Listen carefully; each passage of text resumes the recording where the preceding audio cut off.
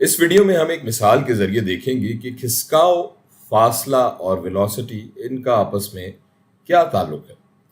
हमारे पास एक सवाल है कि अगर मरियम 5 मीटर फी सेकंड की वेलोसिटी से जुनूब की जानिब 1 मिनट तक सफ़र करती है, तो इसका खिसकाव कितना होगा? इस जवाब के लिए, इस सवाल के जवाब को खोजने के लिए पहले हम वेलोसिटी का फॉर्मूला लिख लेते हैं।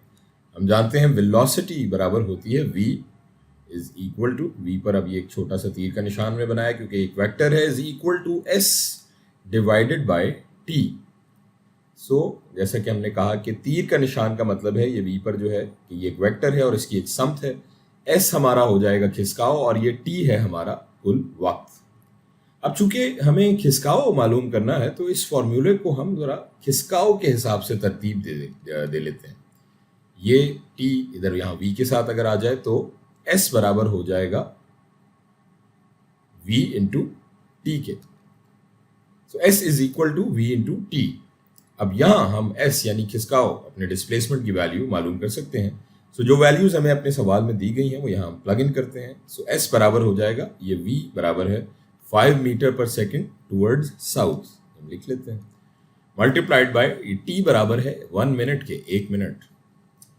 अब यहाँ मिनट को हम सेकंड्स में तब्दील कर लेते हैं क्योंकि हमारा जो स्टैंडर्ड यूनिट है, जो मयारी इकाई है टाइम की, वो सेकंड्स है। ये हो जाएगा s is equal to 5 metre per second south multiplied by ये 1 मिनट बराबर हो जाएगा 60 सेकंड्स के। ये हो जाएगा 60 सेकंड्स और ये सेकंड और सेकंड के यूनिट्स आपस में कट जाएंगे और हमारे पास बचेगा s is equal to 5 multiplied by 60 metre toward south. अब इसका हिसाब करें, अगर मल्टीप्लाई करें, थोड़ा सा मेंटल मैथ करें, तो s बराबर हो जाएगा 300 मीटर टूवर्ड्स साउथ, यानी मरियम ने 300 मीटर जुनूब की जानिब खिसकाव किया।